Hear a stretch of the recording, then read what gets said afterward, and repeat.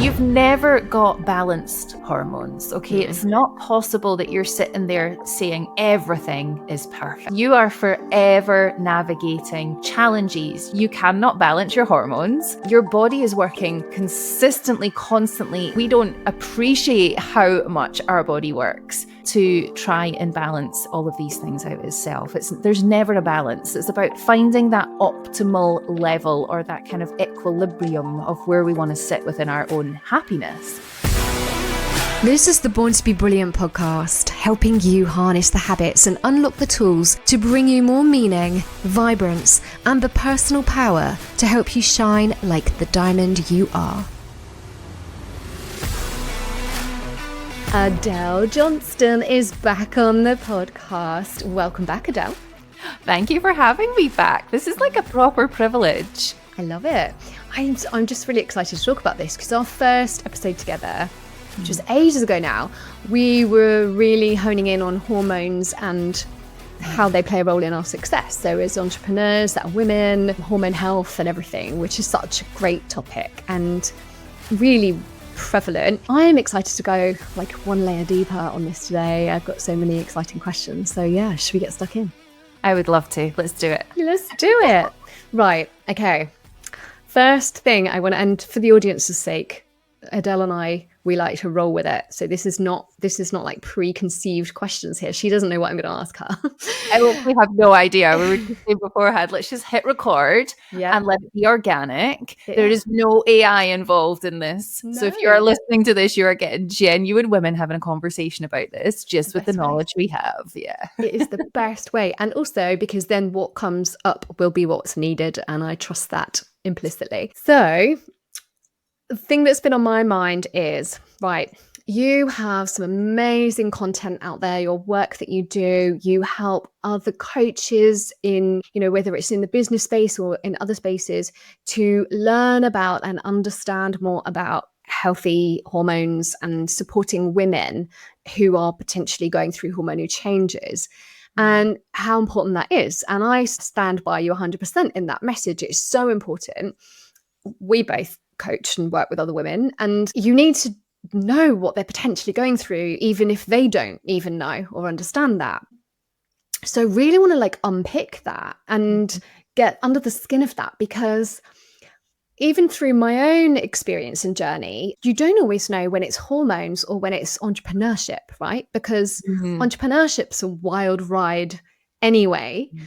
And we both know what it's like having teenage daughters and seeing it sort of all the way back to the beginning. And, I've said to my daughter, sometimes you hormones are playing a part that makes you almost feel like you don't know why or how you feel, like you don't feel like you're in control. And I think that, I just want to talk about that and how, as women who are entrepreneurs of a certain age, how do we know?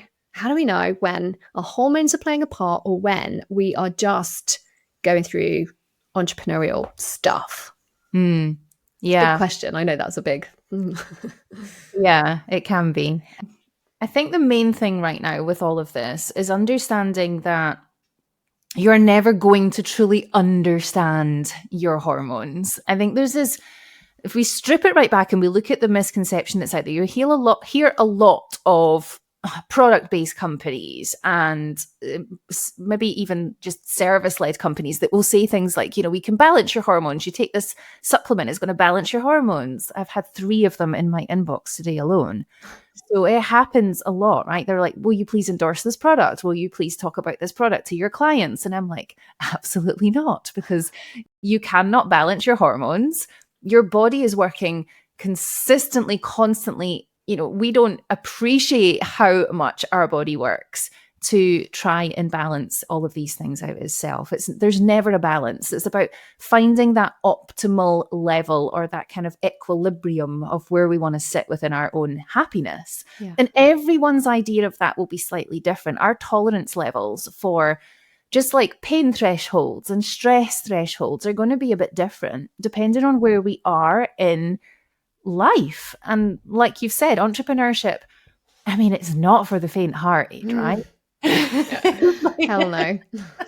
you and I are in that WhatsApp and I'm like, Lucy, this just happened. And I'm absolutely losing my shit, losing it. Yeah. We go back and forward together because there's going to be times where stress levels will be heightened. And I mean, I know all too well that a whole new level of stress entered my life in 2024 when I lost 3 members of my family.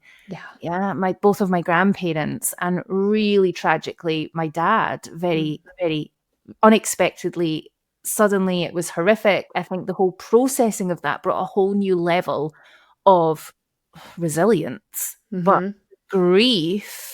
And if anyone's experienced navigating through life as a whole, whether you are an entrepreneur or not, and navigating the changes that we experience as women when we're entering into menopause, perimenopause phases of life, it's kind of like, why did no one explain to us that actually this is going to be one of the, if not the most challenging times for you and your body and connection to yourself? Yeah. That feels like a big one. That feels like we don't always know what's happening. We don't always know what's going on inside the body, right? But there's always going to be telltale signs, whether they are inside how we emotionally feel. Yeah. Are we feeling quite numb today? Are we feeling a bit low today out of the blue? Are we potentially not feeling much? We're quite numb. That's quite common. Yeah. Especially in hormonal dysfunction, if it sounds like quite a strong word, but it's ultimately what this phase of life that I'm navigating through perimenopause, and many listening to this maybe as well. But also then the pressures that we can experience through the ever-changing environment that is life. I don't know anyone that just has this really plushly tarmac journey that they're taking, that it doesn't have some potholes and speed bumps along the way. But it's the ability to then be able to navigate those. And that's the part that you and I talk a lot about this, but that's the part that I am super passionate about, because there is always going to be times where we're throwing massive curveballs in life, in business, in body and health. And it's then about how we choose to navigate that will determine how healthy and how happy we are through that transition and that journey. I love that. I guess what you're saying is it is different for everybody, and it can, to some extent, it's what you make of it, right? So you can wake up, because people always want a label, right? And want to like pin it down to something. Oh, it's because of this, so I get this solution. That's our logical mind, though. As humans, we naturally will gravitate towards, but why?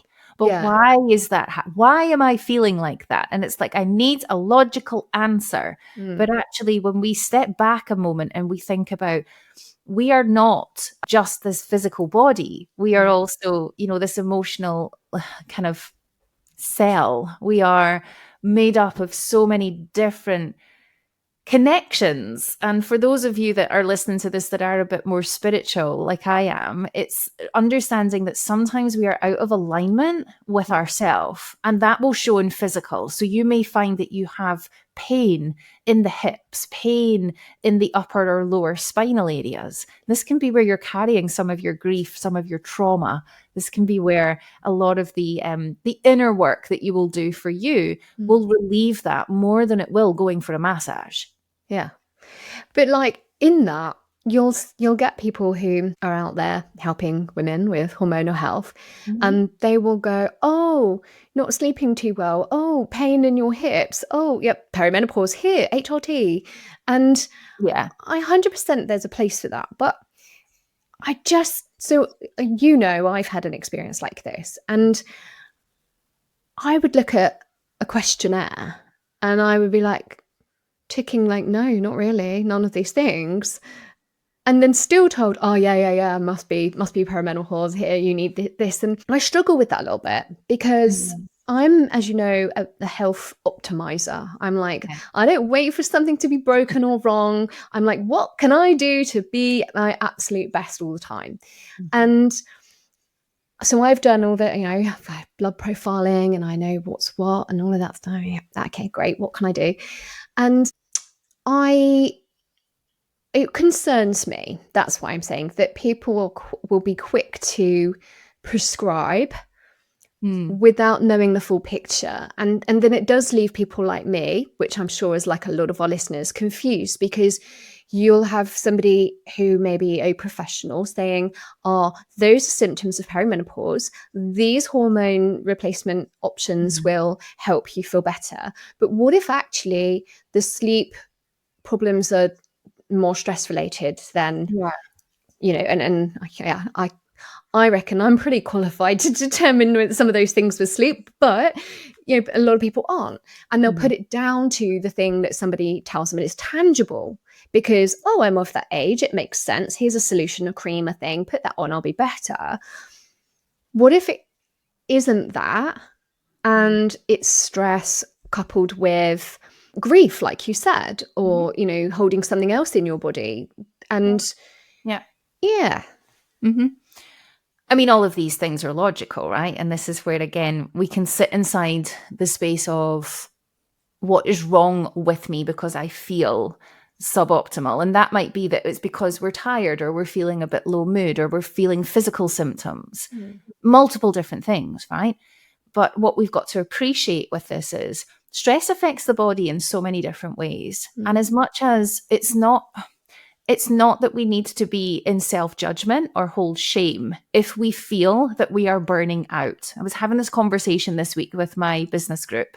We were talking about how burnout almost has become that swear word for women. Yeah. We never want to ever admit that we are there. Yeah. And I can feel it, and I can see it in so many women. Yeah. I can feel it and see it in myself at times, because burnout doesn't necessarily mean that we are tucked up in bed with flu. Burnout can be your body is a little bit achy and sore. You're not sleeping as well as you should. Burnout has many different signs and signals. And if we listen to, it's like if we're in the gym. Prime example. You're in the gym, you start doing a workout exercise, and all of a sudden you recognize that you have a pain. Okay, you feel, oh no, that doesn't feel so good in my glute or in my hip. My body's like saying, oh hell no, this is not a good one for you. So we're going to stop, right? We're going to be like, okay, I'm getting pain. This isn't working. I need to stop this one. Yeah. But we don't seem to navigate that from the emotional side of things. We allow for boundaries to be pushed, others to take from us our time, our resources, our energy. And all of a sudden, we're sitting inside that appeasement stage of fight or flight. Yeah, the red zone of wellness. And this is where, if we sit too long in that, if you're familiar with the polyvagal theory around all of this, if you sit too long in that fight or flight red zone, where your body is literally going, what do I need to survive right now? Not thrive, just survive this right now. We aren't as creative. We aren't as energized. We aren't as calm. So all of a sudden, we've got rage. Yeah, we've got brain fog. We've got stress, which may have a physical impact on how we feel in our physical body, with aches, pains, ailments, flare-ups of autoimmune conditions like psoriasis or IBS type symptoms in the gut, bloating. Yeah, and this is where it's important, because what you've mentioned there is perimenopause symptoms and stress response symptoms aren't much different. Because when we are navigating the duration of a perimenopause journey, and for some women, that can be a year, 2 years. For others, it could be a decade or more. Ultimately, the body is under quite an acute stress response. Yeah. So we have this flaring, if you like, of oxidative stress in the cells of the body, which can lead to inflammation. Yeah. Water retention. Yeah. We've got to change where, and this is a big one for a lot of women. It has been for me personally as well, but we can recognize that maybe we don't recognize ourselves in the mirror anymore.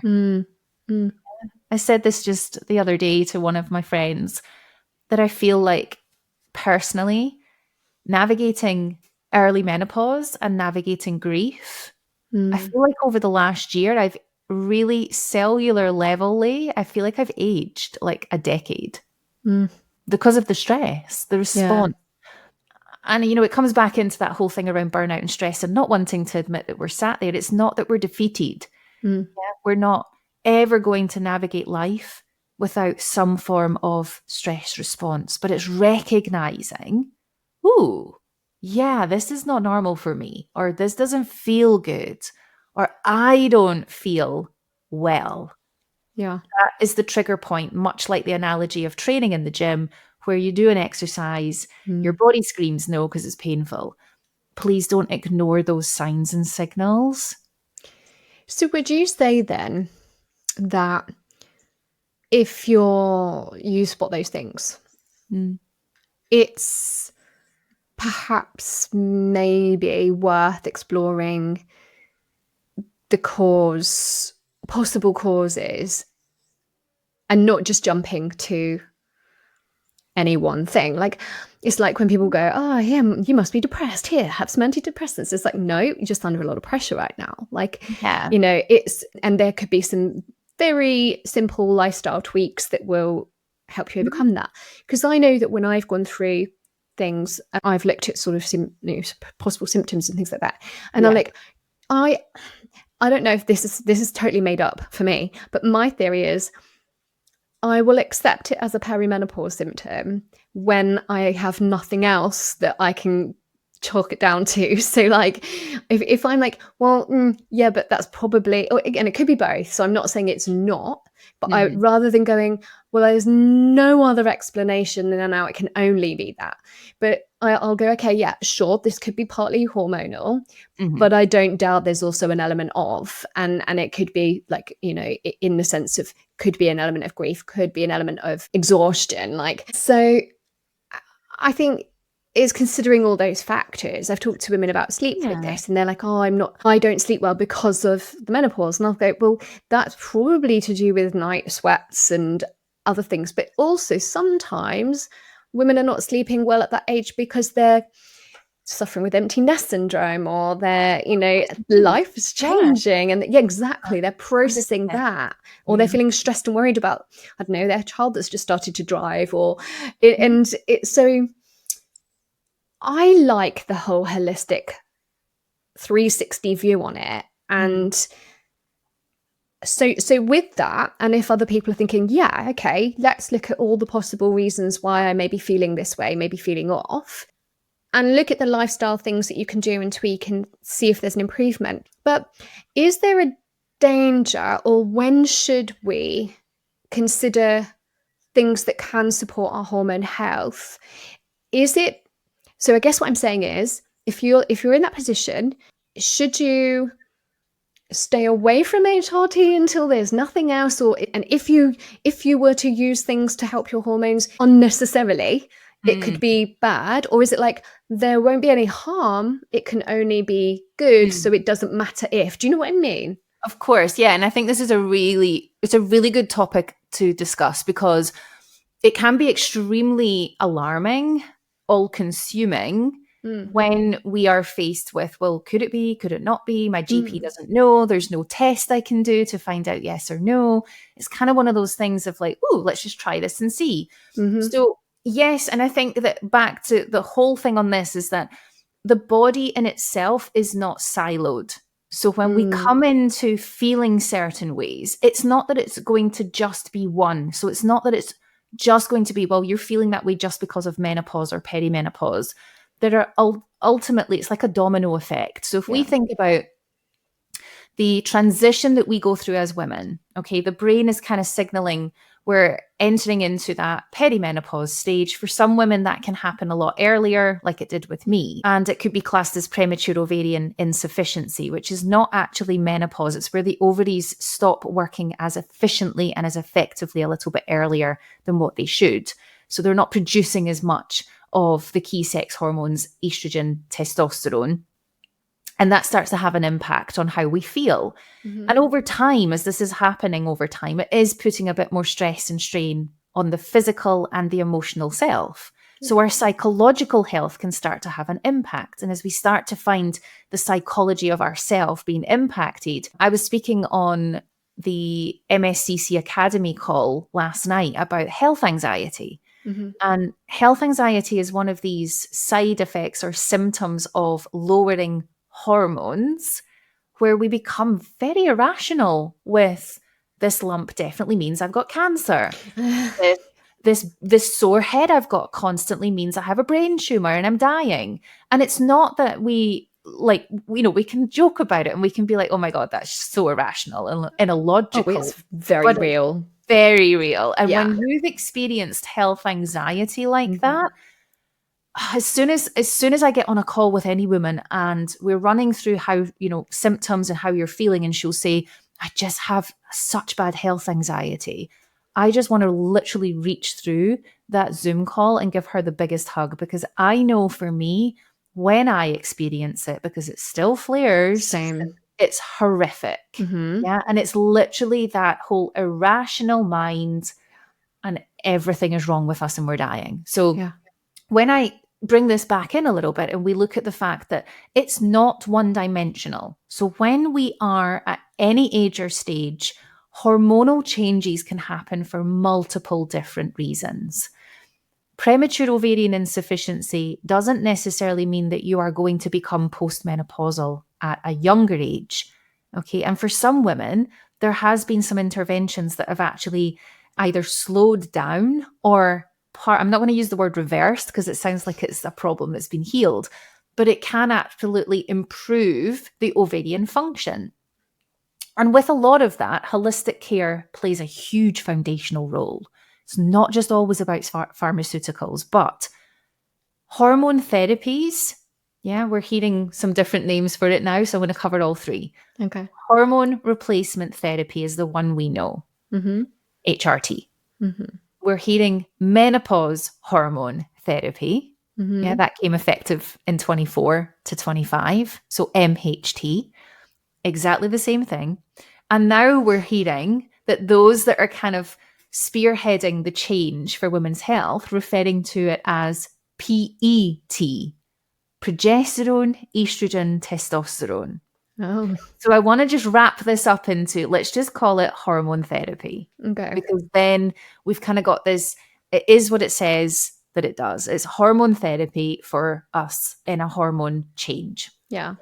And for many of us, those hormones will be, for example, for me, my choice through empowered knowledge was that those hormones were essential. They were needed. Because at 30, I was probably early 30s when this actually started to be a problem for me. But because of the lack of understanding and knowledge within our medical systems, it took until I was 37 before I had that confirmation of, Adele, you have early menopause. Wow. Now, this is where, again, it gets a bit complex because I actually have it written on my medical records, early menopause, and I have POI, premature ovarian insufficiency. Now, they're actually two different things. So when the medical teams can't even understand it and get it right, it's like, well, how the hell are we as women who don't have that medical background meant to navigate this in our own way? So I am passionate about doing these conversations. Yeah.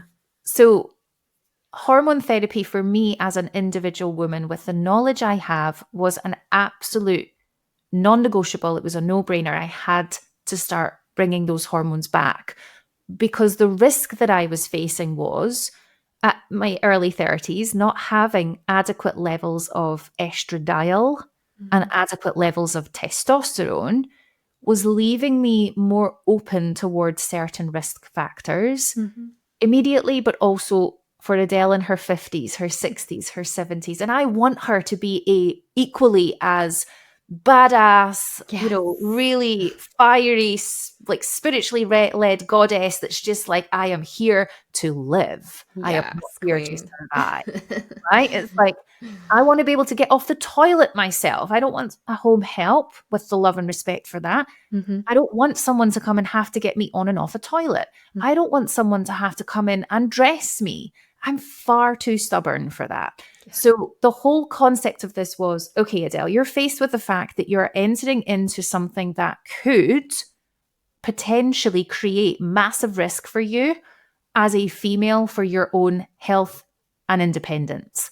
And that is what wealth to me is, that own independence. I mean, if anyone has ever broken a limb and you've had part of your independence removed from you, you literally cannot walk because you're on crutches, or you cannot, this is going to sound crazy, but I broke my wrist and I couldn't even go to the bathroom myself because I couldn't take my trousers down and pull them back up without help. That was torture for me. Yeah. And that again brings it back to almost kind of the cliche of you don't know what you had until you've lost it. When you lose your mobility and your independence, it affects your physical well-being, your mental well-being, and your social connections.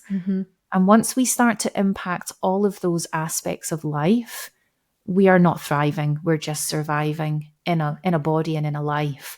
So this is a bit deep, but I think it's really important that we cover it, because it's regardless of whether you make the choice to bring hormone therapy into your journey, I want you to know this. You are not injecting hormones directly into your body. Okay, therefore you have a level of control over trialing some treatment initially. So for me, it was all around, let's trial some treatment, because Adele, your family is already predisposed to cardiovascular disease. Okay, heart attacks. We have that in our family. Adele, your family is already predisposed to osteoporosis and weakening of bones. And actually, my mum's mum, she passed from a form of brain degenerative disease called Lewy bodies, which is a form of dementia. And I just thought, oh no, I am not navigating the rest of my 30s, my 40s and beyond with suboptimal levels of hormones that keep my brain healthy, that keep my heart healthy, that keep my bones and my muscles healthy and optimal. So the reason that I then thought, right, we're going to go and we're going to get estradiol in order to then stabilize that and make it supportive for my body, I needed a progesterone as well. Okay, the reason for that is if we take an estrogen without a progesterone and we still have our womb, our uterus, the estrogen can thicken the lining of the womb over time. And the reason that that's important to know is because if we have a thickening of the womb lining over time, we are a bit more predisposed to the risk factors of cancers in the vaginal and ovarian region, cervical cancers, for example. So we want to make sure the progesterone is helping to keep the lining of the womb nice and optimally thin. Yeah, we don't want to over thickening. But I already had the Mirena coil in place for contraception. So that box was ticked. And then when we started to understand a bit more about how I was feeling, we did do some investigative private blood works. And that's when we found out that my testosterone levels were so severely low that, again, I was open to further risk because of that. So I have all three. I have my progesterone in my Mirena coil. I have my estrogen in a gel that I just apply to my legs in the morning. And I have my testosterone in a gel that I apply a small pea size to the outer part of my thigh every morning.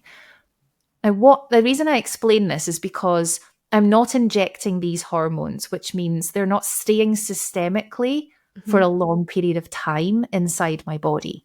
They're being applied transdermally to the skin and absorbed in through that every day. So if I don't apply those hormones, I'm not then replacing them and absorbing them. So a trial of treatment is a really encouraged way that if you've tried other avenues and you've really sat down and went, right, what are my symptoms? Reflecting on where I am, has stress been heightened because of anything? Can I then bring in some breath work, holistic practices, Reiki, meditation, hypnosis, other things to help to maybe see if that takes away some of these symptoms.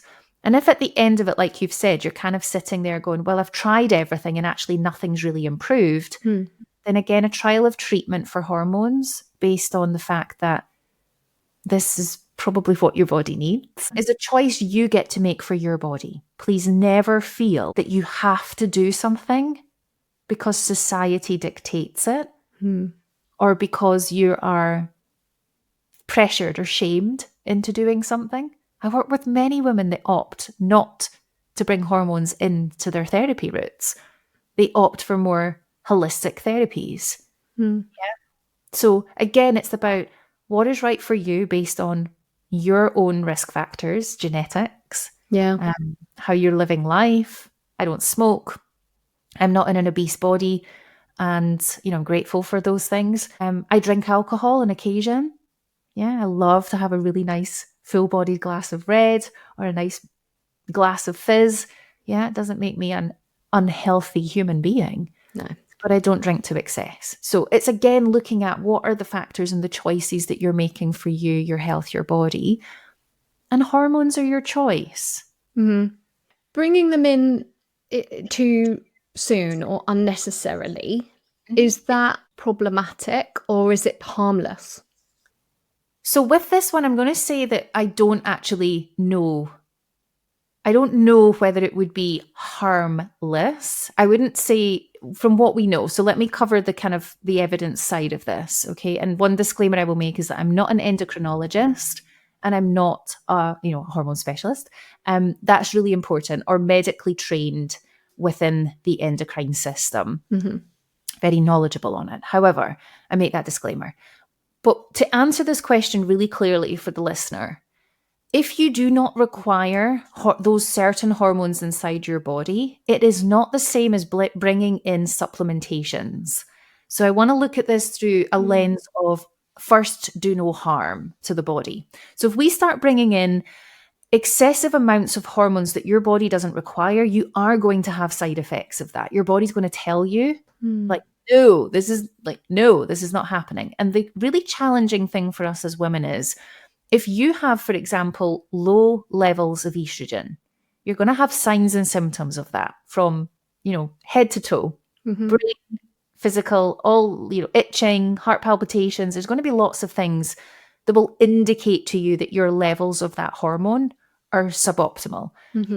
But if you bring in that hormone when you don't require it, and you go above where we would deem to be a healthy optimal range, you're also going to get a lot of those symptoms.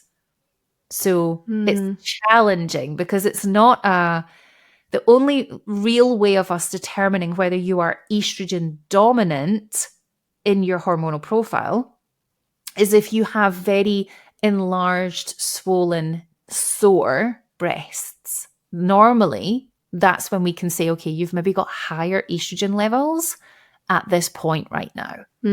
You won't get that when your estrogen levels are optimal or lower. Yeah. So it's normally a telltale sign. So what I would always say with this one is we don't want to bring hormones into the body if we don't necessarily know that we are needing to try that. This is why a lot of the time we'll call it a trial of treatment. If it's suspected, okay, and you are under the age of 45, we will run hormonal profile bloods to check. And then we will look at low dose and monitor you for 10 to 12 weeks. And at that point, we will know, do you feel better? It's not then about the bloods. It's about how do you feel? Yeah. You're like, oh my God, this has changed my life. I feel like me again. You're like, that's what you needed. Yeah. But if you're like, oh, I feel worse, or I feel no better, I don't recognize any difference. It's like, okay, so that trial that we've just done, that wasn't actually what you needed. Yeah? So a lot of it is about you are beautifully, powerfully unique. It's why what I do is never done through group multiples at once, group programs and coaching. It can't be done because the women that I support, we very much have to look at you and your health markers. Then we're kind of like lifting the bonnet of the car and being like, right, what parts are we looking at? What parts need a bit of fine tuning? And what parts just need a little tweak? A little tweak to nutrition, a little tweak to lifestyle. And maybe we try some hormones and see how you feel. Yeah. As you know, I had an experience with this myself, and I believe I had an intolerance to the progesterone, and it just put me off because I went from, well, I was feeling tip top, thought that this might be a wise thing to incorporate, because I do have some of those predispositions that you've mentioned. So sort of future thinking, like you said, and protecting the other parts of us. And yeah, and then I had that and I thought, oh my God, I feel horrendous. I feel Yeah. awful. And for me, it made me just go, stop everything. Like everything was fine. My cycles were fairly normal. Like nothing was bothering me in that way.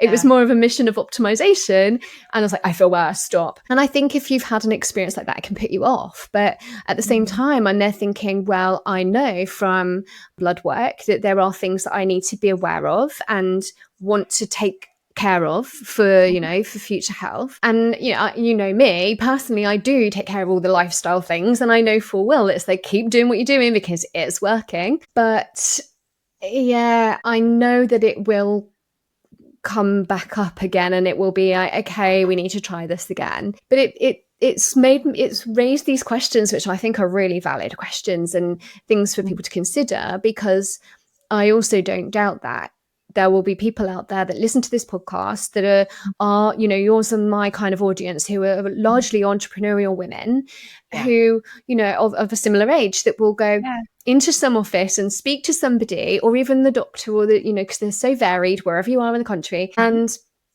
will hear something, and that person, that expert, will be an expert in what they do, but they won't necessarily understand that this is an entrepreneur who is, of course, feeling like this because of this thing. Or, I mean, gosh, we've juggled the school holidays and 8 weeks of children, and no wonder, like I definitely hit a little burnout around, last weekend of August annually, because I've been, as you say, giving myself over for weeks on end. And the first day back, I'm like, oh, it's just me. Whatever I need for me, replenish. So like, we're not normal as entrepreneurs. Do you know what I mean? It's not. No, we have high expectations of ourselves as well, right? And I think that this is where, again, like, HRT isn't a magic bullet, if we want to call it that. I don't even know if that's the right term to use, but it's not magical. It's brilliant if you're suboptimal in your levels. But if you are not, and your optimal, your levels are already quite optimal for you, bringing it into your system is going to be more problematic for you, like you experienced. Your body doesn't need it. And if it does need it, it's maybe just not being quite ready for the volumes that were brought in. Maybe, So recognizing that if you do, and there are a small percentage of women that do have progesterone intolerance. I was talking to one just this week, randomly, right? It's not come up for months, but it is a thing. And what we recognize with it is it can bring a lot of, for example, migraine type attacks. So headaches, which we know is the symptom of a migraine. It can bring a lot of low mood and very much a kind of vacancy within, well, I don't really feel much. I don't feel like me. So when that starts to happen, is recognizing how you feel in yourself. So I always encourage, as an entrepreneur, whether you are entrepreneurial or not listening to this, to check in with yourself first thing every single day before you give yourself to someone or something else. Because society is there to dictate to you what is urgent. If you open your emails first thing in the morning and you have got urgent emails, your energy and your Eunice is being directed to other people's requirements. So what we tend to then do as soon as we open our eyes as businesswomen and as entrepreneurs is it's so like, oh, it's so tempting to pick up that mobile phone and be like, I'll just check my emails. I'll just check my messages. But my guidance and instruction to you within all of this is, please just even give yourself the first 5 minutes of the morning when you first waken up to check in with you. How do I feel today? What do I want today to be? Before you do anything for anyone, before you even feed the dog or the cat or the kids or anything, it's, what do I want today? How do I feel right now? Yeah, and recognizing that, because a lot of the times we can put symptoms and signs of hormonal impacts.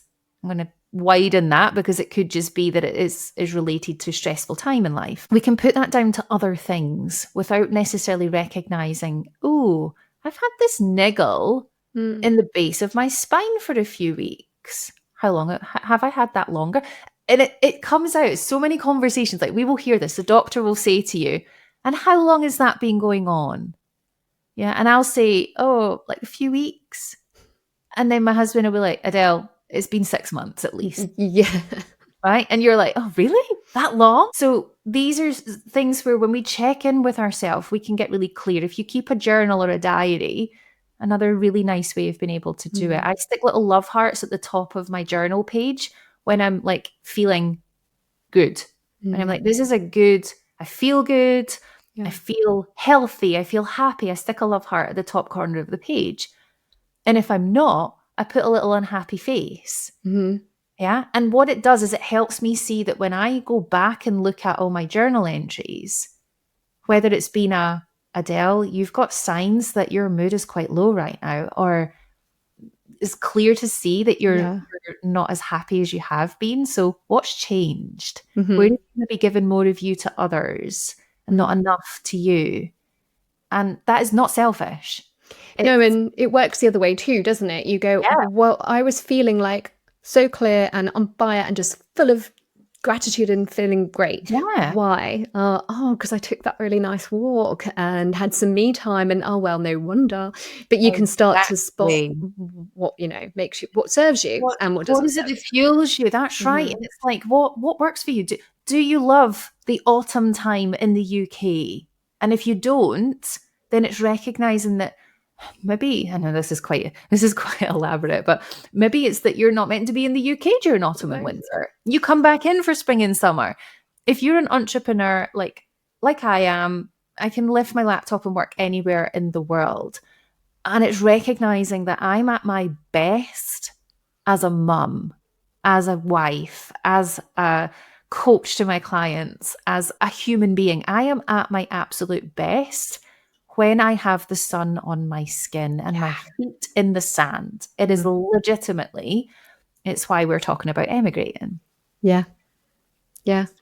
I hear you. I often wonder why. I mean, I live the opposite end of the UK to you. I'm in the Riviera of the UK, but I go, well, I need blue sky and palm trees in my life. Why have I spent my life in England? Well, I can't complain. This year has been phenomenal for weather, but it's just, if here's what lights you up, it's what serves you, isn't it? Yeah, 100%. And we get to make those choices now. Whilst you can't have blue skies every day in the UK, or maybe even palm trees for that matter, I suppose. In Scotland they would die, but we get to look at those things every day. We get to visualize those things. Oh, they're all over my in your mind's eye, right? And if we do a little bit of momentarily sitting in the here and now, that's what meditation means. It's sit in the here and now, give yourself a palm tree reflection every morning. It's like feed your soul.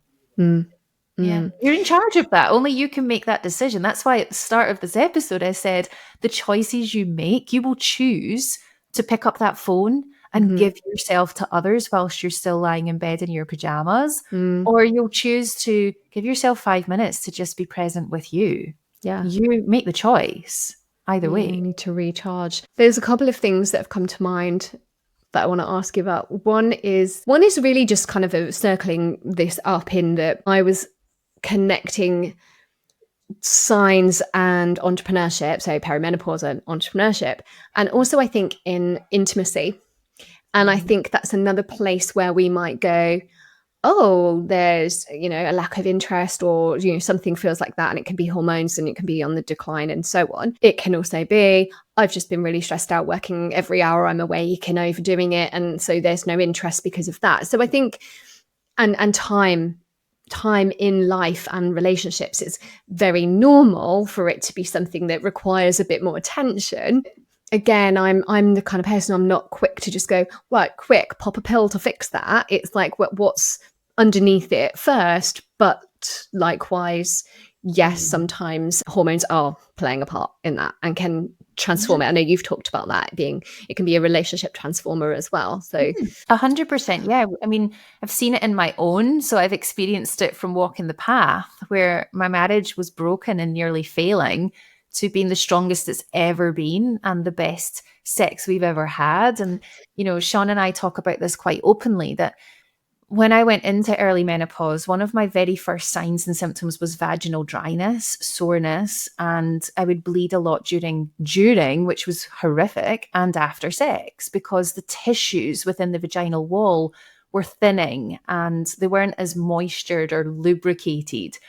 So we've now found they're a Scottish brand by two women that have designed this for premature ovarian insufficiency women called Gloria, and they're fantastic. Their moisturizers and vaginal lubricators are probably the best that Sean and I have tried because it doesn't dry up quick and it doesn't go all sticky like some of them do. Now, we use a lubricant every single time we have sex regardless because it's more enjoyable for both of us. There's no shame around it. It's like this beautiful little pump that just sits on the side of the bed and it's like no shame. Yeah. Kids know what it is. Yeah. It's like there's no shame around this at all. But also we have to make time for these things. And you mentioned that we can be busy. Sean and I will typically try and get at least once a quarter. I mean, we could argue that we should do it more, but at least once a quarter, we'll try and get a babysitter so him and I can go away and have a night in a hotel. Your surroundings and your environment, they make such a big difference. Your like sexual contact and experience when you know that you're out away from the house and parts of the housework are needed done. You're in this beautiful hotel room, you're going to go for drinks and dinner, and you've just got the luxury of returning and having good sex. Like, that's part is making a conscious decision and choosing each other. Yeah, inviting each other on a date night and being like, let's book a hotel for tonight. Yeah.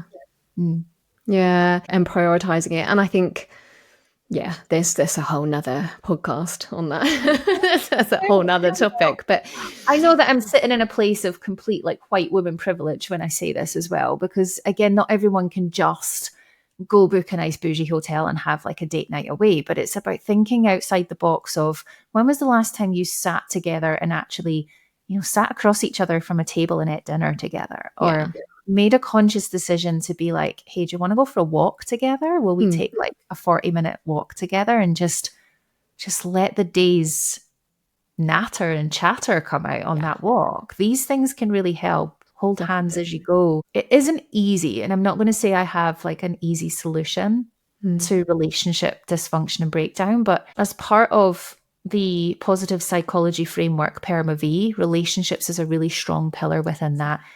And sometimes it can start with even just understanding each other, meeting each other where you are. Like when I first found out what Sean's love language was, and if you've never done love languages, I always encourage my clients with their partners to do this. It's a free online quiz. So just go on Google and put in love language quiz and it will come up. And it's really interesting because I knew that my love language was acts of service and words of affirmation. So both of those words of affirmation are a little bit lower for me. Acts of service are high. So if Sean runs me a bubble bath or makes me a cup of tea, that to me fills my heart with so much love over him bringing me a present or a bunch of flowers because I don't value gifts. Mad, right? Whereas if you are fond of gifts, then your partner coming home with something, even if it's just a small chocolate bar for you and being like, hey, I've seen this and thought of you, it will mean a lot to you. So when you understand each other's love language, Sean appreciates that if he brings me a cup of tea late at night or runs me a bubble bath, that's his way of saying, I love you. Yeah. I see you. I hold you. I understand you. I value you. I love you. Yeah. And it's the same in that I appreciate for him, his love language is physical touch, not just sexual, but physical, like foot on his leg. If I touch his shoulder in bed, if I hold his hand when we're walking, he feels secure. emotionally stable. And that to him is love. Yeah. So it's about appreciating that I know he needs to be cuddled and touched throughout the day to know that I love him. Yeah. I think a lot of men do, and we underestimate that because we think they're the Yeah. the man, they don't need cuddles, but of course they do. Yeah. Yeah, he is quite needy.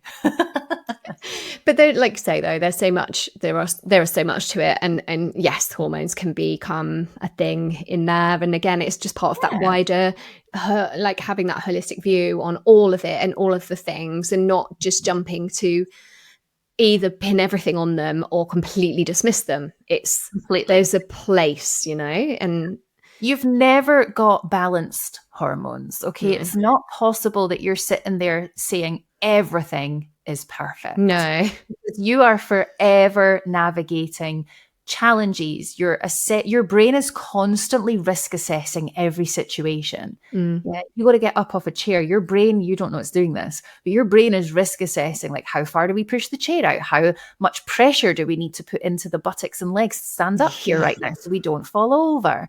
All of these things are constantly, you walk outside your house, yeah, your brain is scanning everything to be like, is there threat? Is there something we need to be aware of here? Now, if there is a threat that your brain deems to be a threat, you are naturally going to go into that, okay, do we need to fight this situation or flight and run from this situation? So you're constantly navigating this without realizing. There's no such thing as being in a balanced state. You can be optimal in micro moments in a day, but this is so important that if you feel yourself becoming quite triggered, that rage, that whole health anxiety, you have the most beautiful tools inside your toolbox in those given moments of just even taking a breath. yeah, Because you will not have been breathing in a really optimal way for that day. Guaranteed. Shallow breaths through the mouth or nose is not, I'm not going to use the word healthy or normal, but it's not optimizing what your body needs. So, I mean, this is a call for us all, and I'm calling myself out on this. Have I taken a big, massive deep breath today? I don't know. makes me want to do it now. Yeah. In through the nose, right? And just really, really lifting the chest, expanding everything, lifting the shoulders. You're like straightening the spine and you're like, whoa, that feels good. And then that release. And then you feel all those little micro cracks as the body starts to just let go in some of the air pockets of the muscles and the bone structure. And it's just like your body needs this from you. Yeah. Yeah. So allowing yourself to just sit in that for a moment is really powerful. Is the health anxiety thing, like, what causes that? Because I thought it might just be like when you step into your 40s and suddenly realize you're not invincible anymore. But like, is there a hormonal link? Yeah. Yeah. Really, there is. Wow. And it's not that I can't just sit here and say it's because you just lose estrogen. Is it because it's declining? It's declining. So if you think about through that perimenopause window, the brain itself, and I like to teach this, when I teach this, if we visualize little Pac-Men, you know, the little mouths that will go out and grab on the Pac-Man. Yeah. Think of it as, I mean, it's very basic when I explain this, but think of your body as having like hundreds of those around the body, and they're estrogen receptors, and they're like scooping up and eating up all of the estrogen to be like, yes, I'm optimal. The brain also has estrogen receptors throughout it. And as we start to have less and less of that hormone over time through perimenopause, some of those estrogen receptors are not getting fed. So in ultimate, some of them are living out without their fuel. Now that goes for areas of the brain like the executive functioning part of the brain. Yeah. And that's the part that will make really core decisions. And as entrepreneurs, we need that to be functioning well. Yeah. So again, it also is there to control things like not just our organization and executive function, but the processing of situations in a logical output way. Yep. So it's not just about the hypothalamus that controls our thermostat and our regulation of hot and cold. We know that's a big impact, but it's also the executive function, the prefrontal cortex, all of these aspects of the brain are impacted. So where we've been quite logical, rational, able to take a situation and resolve and come out the other side quite quickly, we're now actually working with a brain that doesn't have the same level of that fuel that it's needed to function. So then it's kind of like, if we're familiar with the chimp paradox and the monkey brain, it's then the monkey brain that's just like, ha ha, like, yeah, but what if this happens? And oh my God, you've just had a headache. Oh, there's a high chance you have a brain tumor. And it's the most horrific thing to go through. Now, I can speak from experience on this one because that was me. My chimp brain was not welcome, very, very naughty. And when it came into then bringing more of those hormones back to my body, it was almost like my health anxiety switch was just switched off overnight. Wow. And I literally woke up the next morning very much in my logical, rational mind again of, I can't believe I was actually thinking that I was dying from this thing. Like, where did that even come from? Yeah, I've definitely had that. I've gone running off to and paid for private like consultations about things the day before going on holiday because I'm like, I need to know if this I'm gonna die. Like it is very real, and like you said, we can joke about it, but when you experience it, it's so real. And then of course you have that confirmation bias because you heard a story of somebody that did die or the thing that happened, and then it's like, oh, and that just layers it. But for me, it's sort of done this, like I have felt it to extreme levels, and then I've gone, I don't feel like that now, that's good, I'm not like that now, and then it's like peaked up again. I'm like, oh, it's back. So I guess that is exactly as you're saying, there's a fluctuation going on. It's not all one way, like, it's moving around at the moment, that those levels. And it will continue to do that. Perimenopause in itself is that phase where we don't actually have a blueprint that shows you what the hormones do. So it's not like I can say, wait a minute, I'm going to bring you up. I mean, we've got graphs that I can show you that this is kind of like an example of what it might do. But it's not like I can say, Lucy, on this date at this time, this hormone will do this. Okay? And then after that, you can experience this.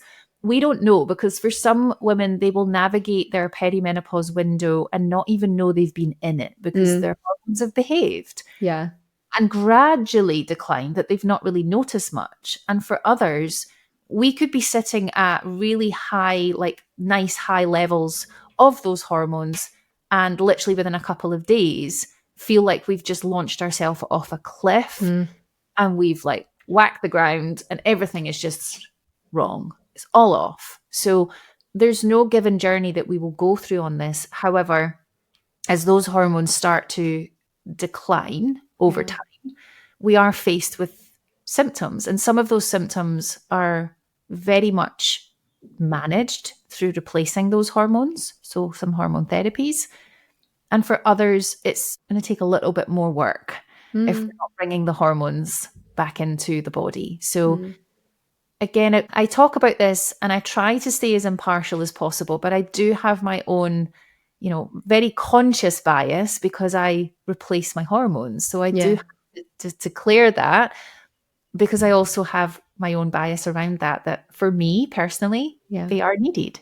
And I wouldn't have the business I have today without the support that I've had for my body. I wouldn't be as sharp. I wouldn't be as clear. I wouldn't navigate, at times where we do have to put in the hustle and grind to get projects launched. But equally, I was thinking about this today, so grateful that even though I do work really hard, I also rest really well and have a lot of fun and play really hard. It's that whole thing of, I want to live my life aligned to my values, and my biggest value is freedom. Yeah. Amazing. Oh, I love that. Yeah. No, it's so true. And there are things I think, personally, I'm almost like, give me the hormones if it's going to optimize me. But I also know that there's challenges with that.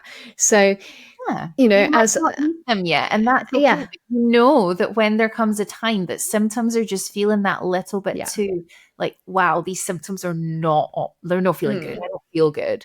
Then you can trial there you some go. treatment of hormone Yeah. replacement and see. Exactly. And in the meantime, I know that I do a lot of the lifestyle based things and because I am good at that, but a lot of people might not be. So, it's knowing you, isn't it? It's knowing you and how you can best look Yeah, after you. yeah. Um Yeah, and yeah. don't ever fall into, and this is probably, I never normally dictate by saying, do not do this, Mm, but this is a dictation of do not do this. Don't ever fall into the trap of constantly showing up for others' agendas. Okay. Now mm, that means that if you are employed in corporate, your Monday to Friday 9 to 5, before you start to pick up and be inside that energy, dedicate some of that time and that energy, your life currency, to yourself first. Make mhm, sure that you are, and I do this with all my corporate ladies, do not ever book a lunch slot in your diary, okay? Because psychologically, other human beings will feel entitled to come to you because they know, oh, Lucy's on lunch. I'm just going to go and grab 5 minutes with her. Okay, mm, this happens all the time. Instead, you're going to block that slot out and call it self-cares. mhm, No one, no one, if they are a good human, will ever ask you not to self-cares for mm, them. Okay, yeah. so that's a little hidden trick that we use, and it works every time. Yeah, it's great, isn't it? It's just a different name for the time and boundary and holding that boundary. Hold the Yeah. boundary, take the self-care slot, even if it means you just go for half an hour of a walk, or you take yourself off and just have a moment of self-reflection, or listen to a podcast and Yeah. eat your lunch in peace.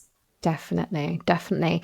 I think this is such an important conversation. And I think for others like us who are coaching other women, other business women, other entrepreneurs, it's so important to understand this. And I know you offer training in this so that people can acquire the knowledge they need so they can support their clients, not necessarily with that area, but understand how that affects them so that when they're coaching them, whether that's in marketing and sales or whatever it might be in business, that they understand where that woman in front of them is at and what they're potentially experiencing. And I think it's such a valid, I guess, bolt on to any coach's profile for that reason. And I know Mhm. I've often thought that with people I coach or even in being coached and thought, I really need this person to understand all of me, you Yeah. know? Yeah. And it's so valuable. I love that you offer that. Yeah, thank you. Well, thank you. I know, and yeah, it's so true. I think that women of today are we're demanding, and rightly so. We're Mhm. demanding because we want more for ourselves, more Mm, health, more happiness, more freedom. All of these things that are desired, we deserve. We're worthy of them. And actually working with, and I know when I pick people to work with, I pick them based on, do I know they're going to get it? They're going to get mhm. me. They're going to understand me as an entire whole human, not just be an expert in building funnels. Yeah. Like, I'm sorry, but I don't mean this, but I do. I can go to AI for that now, right? AI can tell me how to build a freaking funnel from start to end, Yeah. but I would rather pick a human that I'm like, I know she gets it, or he Mhm. gets it, or they get it because they've lived or they've walked a pathway that I know I'm 1 or 2 steps behind them on right now. And I want them to show me. Yeah.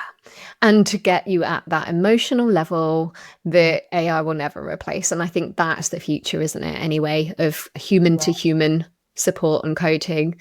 Yeah, Um, wow, huge topic of I love this conversation. We I could do a know, whole do. episode on this, We could but do yeah, another one. yeah, I know, right? The landscape is evolving fast. And Very what we've fast. recognized in doing some horizon scanning around this is that if online coaches of today are not learning how to be in synergy with AI, and appreciate that there are two aspects of that AI will never be able to deliver in their business. One of them we've touched upon. The other is around being trauma-led and trauma-informed. There's going to be a huge mass exit of a lot of coaches over the next 18 months. Yeah. Yeah. Those are the human parts that Yeah. Wild, right? Exciting, but also very kind of like, ooh, when that catastrophizing future mind kicks in and we go, but what if it just becomes this? Yeah. Oh, I know. Definitely another topic for another episode. Yeah, I know. This has been amazing, as always. And thank you for, entertaining my questions and shining some light on this. I think it is such an important topic. And I know full well when I think something, as an entrepreneur of 26 years in that space now, I think, I am not the only one, for sure. I am not the only one that's thinking this stuff, that's experiencing this stuff. And that's why I love to bring these conversations to the forefront and share these messages. So thank you, as always. We will put all your links in the show notes so that anyone else who has a question, wants to reach out, or wants to take your certification and learn about this so that they can be equipped in their business, all the links will be there. But thank you again so much. Amazing. Thank you. And thank you for listening. I hope you enjoyed this episode, and remember, go out there and shine your light bright, because you were born to be brilliant.